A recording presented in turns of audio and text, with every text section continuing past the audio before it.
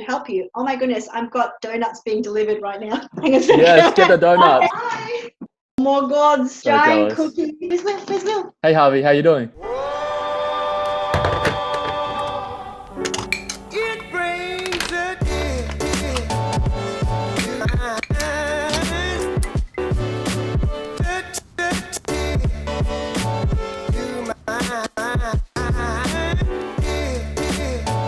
G'day, Xin Chao. Welcome everyone to the first ever the Weekly-ish Wednesday web show. Our first guest today is Andrea Aptimes. Welcome, Andrea. Thanks, Will. Thank you for having me. Thank you for making time to be on the first ever web show. Mate, I got all the time. We've known each other for about 6 or 7 years. So we got into Yeah. CrossFit and eventually we went on to also become CrossFit trainers as well. So we did that for a bit of time, but 6 or 7 years we've known each other. Far out. That's ages. We were in the CrossFit world, we became trainers, we competed in CrossFit, as absolute amateurs. We did a big ass road trip around California as well. Yeah, oh my gosh, that's trip of a lifetime. Trip of a lifetime. I fell in love with San Fran, man. Loved it. Not to mention we went to the CrossFit Games as spectators, obviously. As spectators.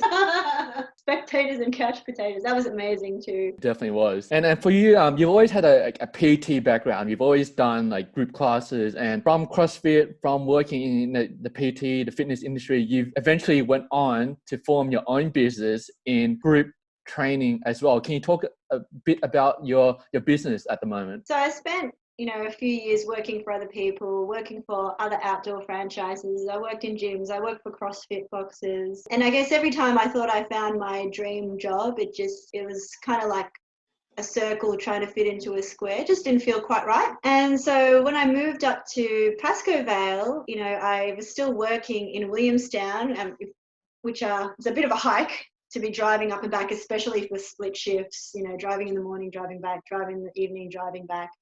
And it got a bit much. So I left and decided to start running my own group classes at the park, just about 5-minute walk that way. So super close. And I started from nothing. So I moved to this area. All I knew was Ben, my partner. Didn't have any other friends around here. So I started from scratch. And one day Ben was just down at the local park, another park just behind us, and he saw 3 chickies just kind of working out, and he walked up to them, legit, just walks up to them and is like, who's the trainer here? My girlfriend's a PT, she's looking for clients. And I get this call from him and he's like, get your ass down to the park. There's 3 chicks who want to start training with you. That's how it started. I walked down the park and met my first 3 clients, Jenny, Kate and Shanta, and they became my regular clients and they're still with me today. And it just grew from word of mouth. So I did a few Instagram little, advertisements, put up a few flyers, but nothing major. It was literally just word of mouth. So it took a while, but definitely worth it 2 years down the track. That's so awesome, your beginning. And a big shout out to Ben as well for just being out there and being a weirdo and just going up to chickies and talking to them in the park. It's great. No, it worked out really well. And the name of your business? Happy Place Wellness. So we're based in a park. I've got a little undercover area for when the weather's really crappy, because it can get pretty crappy down here in Melbourne. And we do, I've got a boxing class, I've got a strength class, a bum and core class, and a yoga style class as well. So the idea is it's a holistic approach to your health and movement. We're not becoming specialists at one thing. We're not about smashing the body. It's all about training for longevity and training for life. So you're okay to pick up wriggling kids or picking up a dog. You can run if need be, and you know how to lift things and move your body through space. So kind of being a jack of all trades, bendy, stretchy, speedy and strong.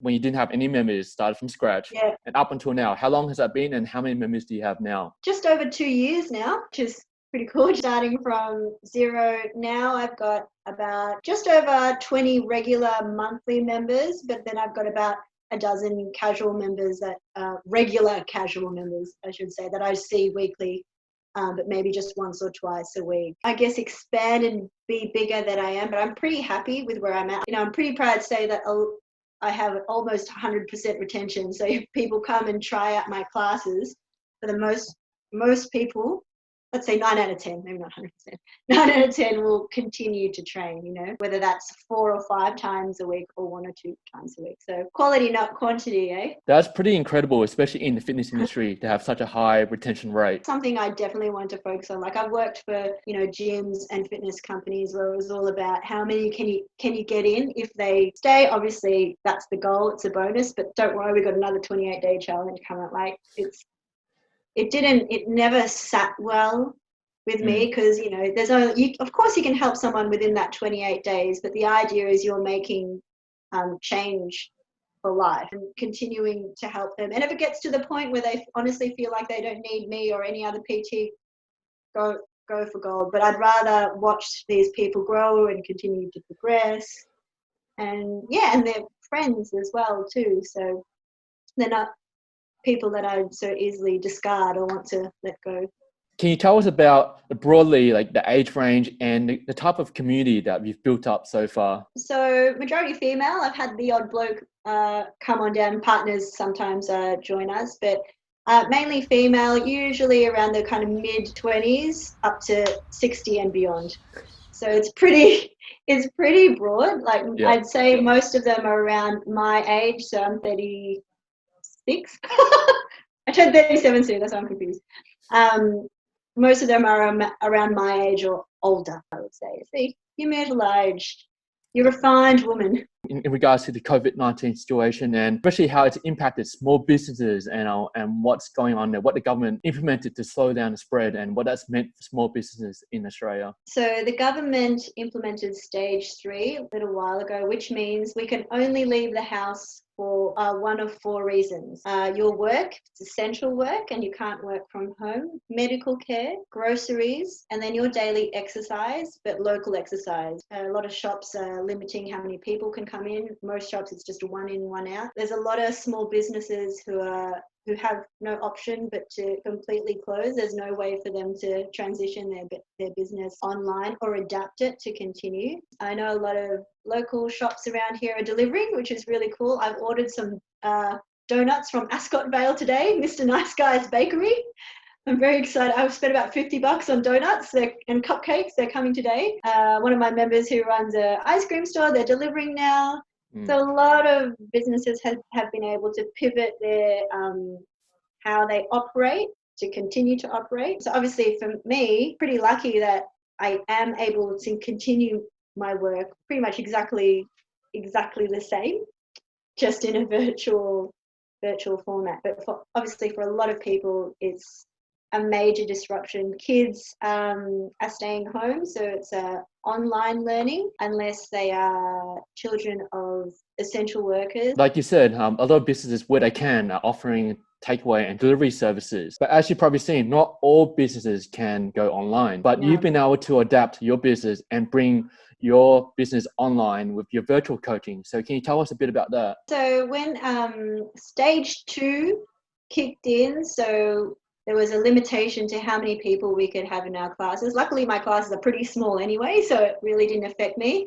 But it became increasingly clear that a total lockdown was inevitable. So I would have to, sooner rather than later, change how I operate or just, crumble into a pile of dust.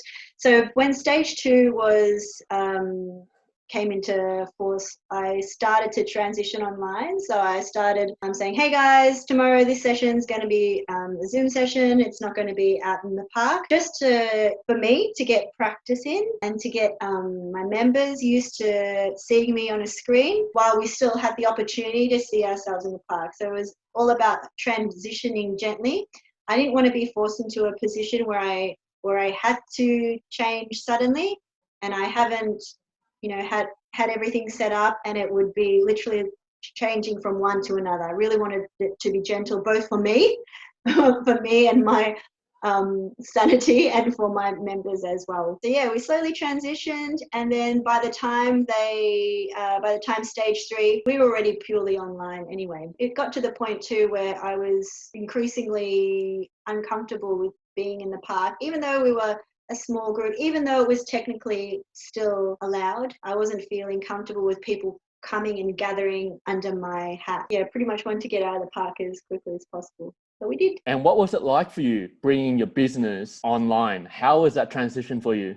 So scary. Biggest thing that I've learned out of all of this is to be careful with the stories that you tell yourself, because ultimately they can be quite limiting. So for me, that whole, I'll never be an online PT, I just want to teach at the park, I only want to do groups. You know, if I held on to that, I'm an outdoor group trainer and that's all I am, well, I would have been really screwed in this situation. So it really forced me to, I guess, have a look at how I define myself and what I can and can't do. Look at me now, I'm purely a virtual coach. Don't see, the only person I see in the flesh is my partner when he comes home, and then the random people at the park when I walk Harvey. So yeah, it's really taught me I can still adapt, I can still learn new things. And I guess that, yeah, what I do in my business is ever changing. And ultimately it's up to me. If it stays small fry, that's because of me. If I stay just purely, you know, a group trainer, then it's up to me. There's been definitely a big learning curve. No doubt. But a big shout out to you for adapting your business, especially under the circumstances, and bringing your business online. Now, it's not just online. You're still offering the same classes every day during the week. It's not just pre-recorded material. You're virtually coaching all your members just like you were before. Tell us more about that. The main thing is I want to transition my classes and keep the same quality. At first, I didn't think I could do that, but really it's just about having a bit of flexibility and being able to watch various screens at the same time. Eddie, show us your walks. Yeah. No stopping him now. Yes, boom. But it's just like managing a group of 12 people at the park, just keeping your eyes open and not really slacking off for that 45 minutes. Takes a little bit more energy when it's on the screen. Some people's angles can be a little bit off, but you just work with it.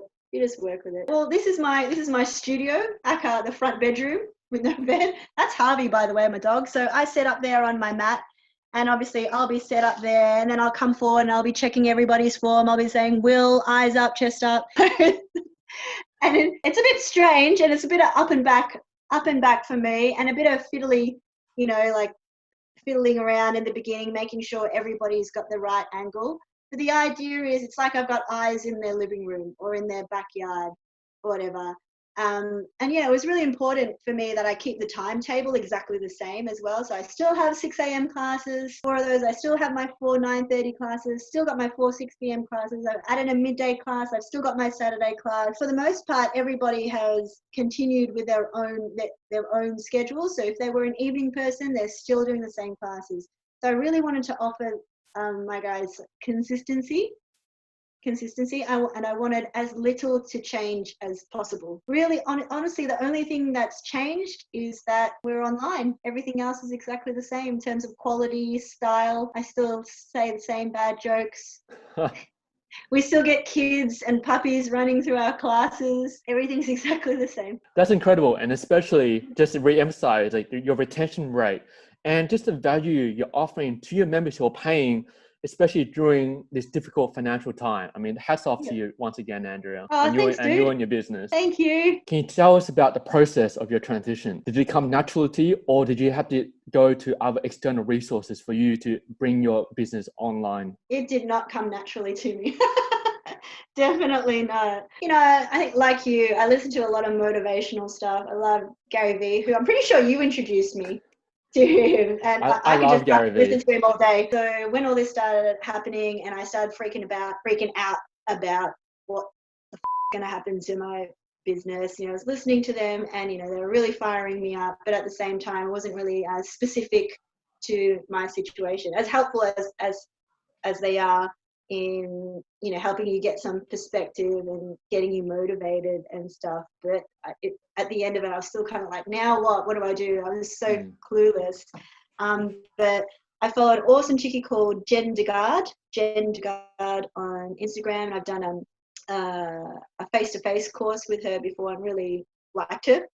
And I followed her Insta, and she's really all about helping fitness professionals in general, specifically trainers who train mums. You know, she's been in the industry for yonks, and she's always trying to teach and help trainers, and has especially kicked up I guess, her level of interaction with people over this time. And she actually offered a free masterclass for personal trainers, which I did. I was like, it's like she was talking to me. I'm like, thank God. And the whole masterclass was about what do you do now? And it was essentially what, the guys like Gary Vee and Kern Ray have been saying, like, don't just stand there and wait for something to happen to you. You need to take action. But she obviously took it a little bit further and said, look, this is what you can do with your business, knowing that most of us were small group trainers. And yeah, she definitely really helped a lot of us transition to virtual classes. That was the first time I used Zoom. Never used it in my life. FaceTimed like twice in my life, accidentally, just never done it. And I think even just the process of attending that masterclass, I'm like, this is all right. It's not that hard. I can do this. It's just a few clicks. But yeah, Dugard has been invaluable in terms of, I guess, shining a light, guiding us, but also encouraging us and giving us props when we do get something kind of right. Yeah. Shout out to Dugard. Love you. You've been able to adapt your business really well. Now, can you tell us about when the COVID-19 situation came about, when all these government interventions came in? Like, how did that make you feel personally before you thought about your business, before you thought about taking online and what you were going to do with your business? How did that impact you personally? That first week, I think I was a bit numb. Like I said, it was a little bit scary. But then when I started thinking about what this could possibly do to my business, I flipped out a little bit for probably a good 5 days. It was just like nonstop crying, and I'm not sure how I delivered my classes. I was kind of having out-of-body experiences there. Yeah, as soon as I started making a plan to move forward and transition, obviously I started to feel heaps better.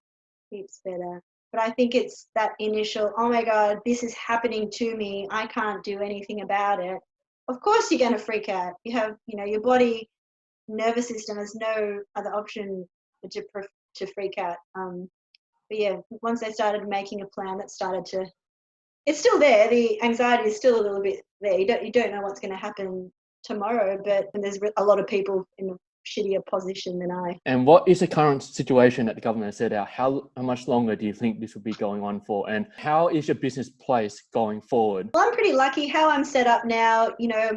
Nothing has changed with my classes. So I still run the same styles of classes. I've delivered everybody a dumbbell and a booty band, and they've all got a mat. I've given them a mat if they don't have that.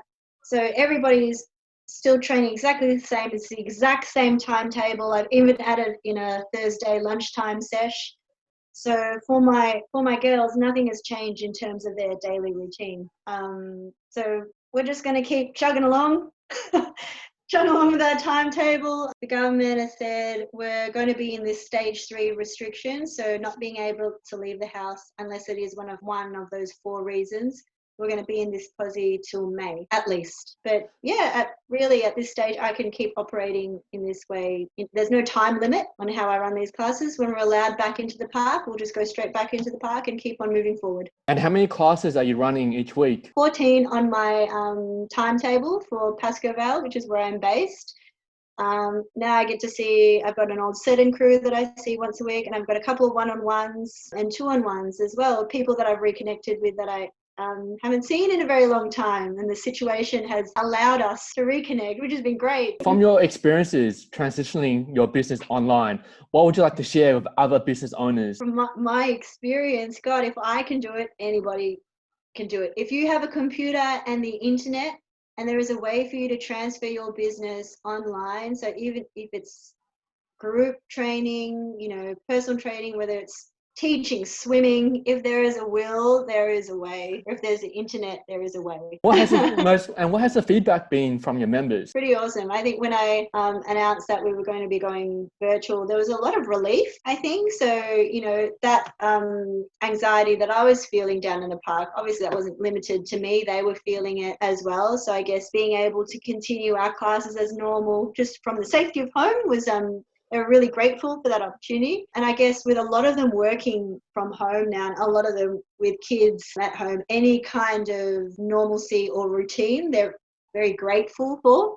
So yeah, I feel pretty chuffed that I can provide that to them, their own special time amongst all the craziness. Definitely much needed for the mental side, just the mental sanity. People staying at home, working from home, not being able to leave their houses. You're definitely in a fortunate situation. You're very grateful, but there's a lot of people out there doing a lot tougher as well. And a lot of businesses, individuals suffering financially. Can you tell us about how, you've been able to support your members who maybe have lost their jobs during this time, and how you've been able to support your members financially? After we transitioned online, I said to the guys, look, this is going to be a pay what you can kind of situation, understanding that everybody's situation is different and it's also changing, and we might need to reassess for the next month. So I've asked the members, look, if you can continue paying your regular fee, I'd really appreciate it. I'm still working the same hours,